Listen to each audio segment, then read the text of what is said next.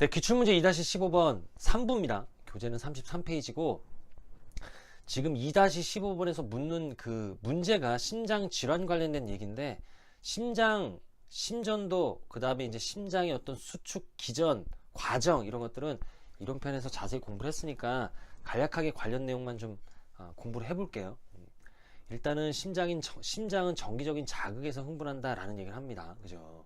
그러니까 흥분이 수축이에요. 수축의 결과가 뭡니까? 라고 물으신다면 그게 이제 심박출이죠. 1분 동안 몇 번 흥분합니까? 라고 묻는 건 1분 동안 몇 번 수축합니까? 라는 얘기고, 그걸 전문용어로 이제 심박수다 이렇게 얘기하는 거 아니겠어요? 그죠?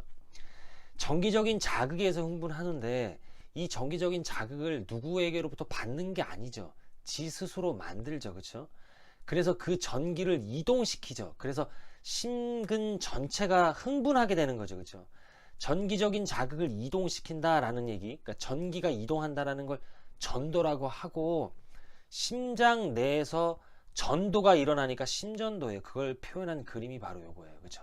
그러면 심장의 흥분 혹은 수축에 순서가 존재해요. 왜 그러냐면 심방으로 혈액이 유입되면 그 유입된 혈액을 심실로 보내야 되니까 얘가 먼저 수축하고 그 다음 얘가 수축할 거예요. 심방 수축, 심실 수축. 그쵸?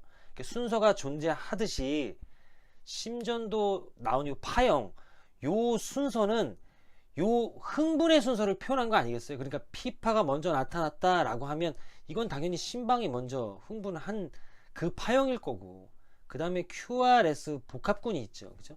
요 QRS의 파형은 심실이 수축한 파형일 거고, 그 다음에 심방이 이완하겠죠. 심방 수축, 심실 수축, 그 다음 심방 이완이니까 그건 ST에 묻혀 있을 거고, T파 같은 경우에는 심실의 이완일 거다라는 얘기예요. 그 다음에 다시 PQRS 다시 T가 나타났다라고 한다. 그러면 심박수가 1회, 2회 이렇게 되는 거죠. 그래서 R과 R의 간격이 너무 좁아지면 심박수가 많은 거죠. 그럼 빈맥이다. 이게 길어지면 심박수가 분당 적어지는 거죠. 그럼 서맥이다 라는 얘기를 하는데, 그렇게도 하고, 그걸 심전도 용제 이렇게 표현하면 조금 상황은 달라요. 뭐냐면 요 진하게 나온 요 선이 있잖아요. 그쵸? 사각형 진하게 나온 요 선이 있잖아요. 선. 그쵸? 보이시죠? 요게 좀 진하고 흐린 게 있다가 다시 진하고, 요거를 기준으로 심박수를 셀 수가 있어요. 예를 들어 QRS 복합군이 여기 이렇게 하나 나타났다면, 그죠? 요렇게 나타났다면 여기서부터 스타트예요. 300, 150 이렇게 되는 거예요. 그러니까 여기 하나 나타나고 진한 선 두 칸 지나서 여기서 나타났다라고 하면 300, 150, 분당 150, 300, 150, 여기에 나타났다 그러면 75, 여기에 나타났다면 60, 여기에 나타났다라고 하면 그보다 낮은 심박수가 되겠죠. 예, 그렇게 이제 카운터를 한다라는 얘기고, 그 다음에 여기 지금 PQRS 기준선이 이렇게 있잖아요. 우리가 그 흉부 유도자, 이게 이제 흉부에서 파형을 유도시킨 결과죠. 이걸 흉부 유도라고 합니다. 흉부 유도에서 ST 분절의 하강을 항상 의심하는 거예요. 하강이 뭡니까? 라고 한다면 바로 이런 상태죠. 지금 기준선보다 ST 분절이 지금 하강했잖아요. 그쵸? ST 시그먼트라고 합니다. 요거 요렇게 하강했잖아요. 요렇게 되면 요거는 관상동맥 허혈일 가능성이 매우 높다라는 얘기예요. 그러니까 관상동맥 질환, 관상동맥 허혈 요런 게 의심되는 환자가 운동을 하면 ST 분절이 떨어질 수도 있고 올라갈 수도 있어요. 예, 올라가면 좀 급성이다 이렇게 얘기를 하는데, 어쨌든 그렇습니다. 그래서 항상 요걸 우리가 유의 깊게 봐야 한다라는 얘기. 그쵸? 근데 만약에 요런 것도 있어요. 요걸 또 볼 수 있는 게 참고로 시간이 조금 남으니까, 예를 들어서 지금 동방결절에서 심방에서 우심방에서 먼저 정기적인 자극을 만들어서 방실결절, 희수속, 그 다음에 좌우각 가지, 그 다음에 프루키니의 섬유잖아요.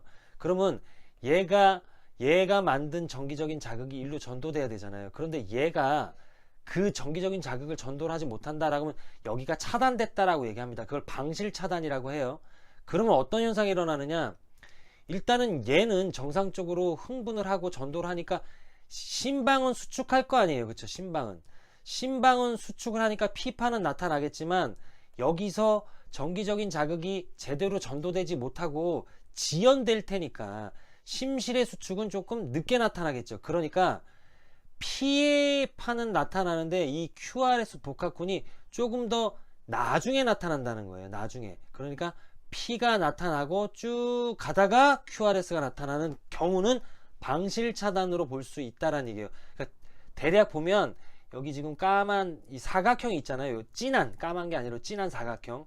요거 한 칸 정도 지나서 QRS가 나타났다라고 하면 거의 그 AV 차단이에요. AV 블록. AV 블록이라는 게 방실 차단입니다. 예. 방실 차단으로 본다. 그러니까 요 심전도 용지는 그렇게 활용을 할 수도 있다라는 얘기 말씀을 드립니다. 예. 자, 3부는 여기서 끝내고 4부에 좀 이어서 말씀을 드리겠습니다. 예, 저는 항상 여러분들 편입니다.